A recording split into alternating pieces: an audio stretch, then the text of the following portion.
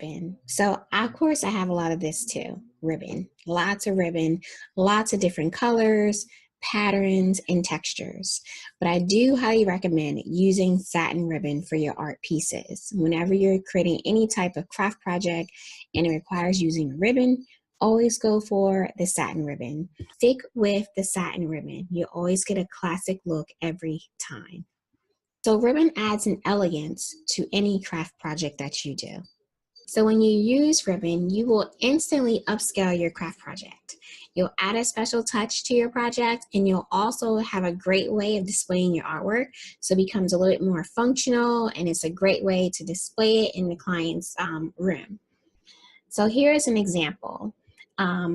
Think about, instead of just matting their artwork and having it propped up somewhere in their room or have it tacked up on our bulletin board, maybe think about adding ribbon to the back of it so they can hang it, and it just adds an extra little special touch and elegance to their artwork. Okay? So try it. Spools of ribbon can always add a special little class to your project. No matter what color it is, no matter what pattern or texture it may have, spools of ribbon always works. So amazing one.